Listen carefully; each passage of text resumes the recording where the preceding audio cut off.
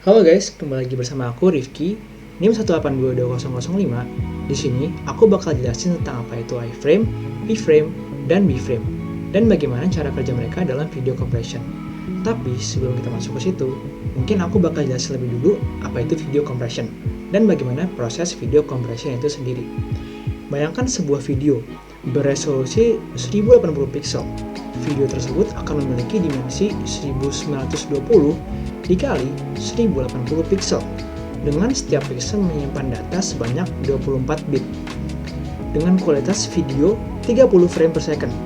Jika dihitung, maka bitrate yang digunakan untuk video dengan kualitas 1080 pixel adalah sekitar 1,5 GB per second. Bayangkan, jika video tersebut berdurasi 1 menit, maka akan memakan sekitar 90 GB. Hal ini tentu saja tidak efisien. Oleh karena itu, kita memperlakukan kompresi pada hampir setiap video yang kita jumpai di internet. Kompresi video dilakukan dengan cara meminimalisasi redundansi atau pengulangan dalam data video tersebut. Terdapat dua cara untuk mengkompresi video, yaitu spatial compression atau interframe compression dan temporal compression atau interframe compression. Spatial compression hanya dilakukan pada satu frame. Hal ini sama saja seperti melakukan kompresi gambar menjadi JPEG. Hal ini telah kita pelajari sebelumnya pada perkuliahan sistem multimedia.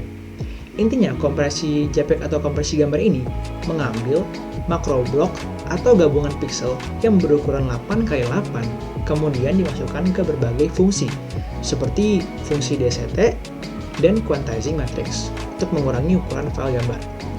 Selanjutnya, terdapat temporal compression, yaitu kompresi yang dilakukan pada format file video, seperti yang kalian tonton saat ini.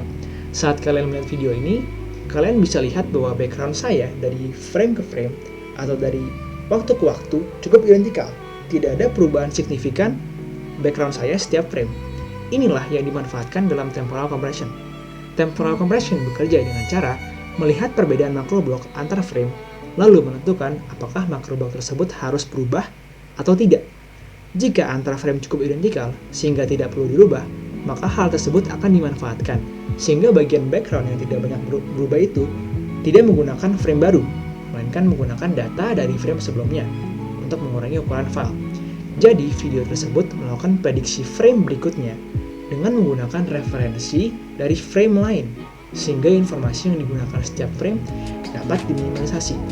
Lalu, bagaimana proses referensi frame tersebut dilakukan? Prediksi frame ini memungkinkan karena adanya iframe, keyframe, dan B-frame. Jadi, dalam kompresi video, setiap frame memiliki semacam perannya masing-masing. Peran-peran ini terbagi menjadi iframe, keyframe, dan B-frame. Iframe berperan sebagai frame yang tidak dibentuk dari referensi frame manapun, melainkan iframe adalah frame asli dari hasil penangkapan video itu sendiri. Tentu saja, karena iframe ini tidak merupakan hasil referensi frame manapun, maka kompresi yang dilakukan pada iframe hanyalah kompresi intraframe atau kompresi JPEG saja. Selanjutnya, ada P-frame. P-frame adalah frame yang dibentuk dari hasil referensi frame sebelumnya. Frame sebelumnya ini bisa saja merupakan iframe yang tadi sudah kita bahas, atau mungkin P-frame yang lain. Proses pembentukan P-frame ini adalah dengan memprediksi makro blok untuk mencari motion factor. Kemudian motion factor tersebut digunakan untuk membuat frame prediksi. Motion frame ini akan menunjukkan estimasi makro blok hasil perbedaan frame dari frame sebelumnya. Dengan bantuan dari motion frame, P-frame ini akan mengacu pada motion factor untuk menggunakan frame sebelumnya dan mengenerate difference dari frame sebelumnya dengan frame yang akan dibuat. Perbedaan frame inilah yang disimpan untuk membuat P-frame. Selanjutnya ada B-frame. Sama seperti P-frame, B-frame dibentuk berdasarkan referensi frame lain. Perbedaannya adalah, kalau B-frame hanya dibentuk dari frame sebelumnya, kalau B-frame menggunakan referensi dari frame sebelumnya dan frame sesudahnya. Jadi, apabila kita lihat dalam contoh ini, terdapat frame N, N+1, dan N+2. Nah, B-frame diperankan oleh frame N+1. Bisa dilihat bahwa frame tersebut merupakan hasil dari prediksi frame N dan frame N+2. Gambar yang dihasilkan dari B-frame memiliki entropi atau tingkat perbedaan yang lebih kecil dibandingkan P-frame.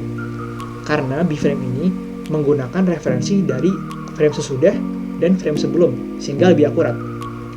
Sehingga B-frame ini akan memiliki efisiensi proses coding yang lebih tinggi. Tetapi B-frame memiliki algoritma komputasi yang lebih kompleks karena harus memperkirakan makro blok mana yang direferensikan dari frame sebelum ataupun frame sesudah. Ketiga perpaduan frame dari E-frame, P-frame, dan B-frame ini membentuk proses utama dari temporal compression.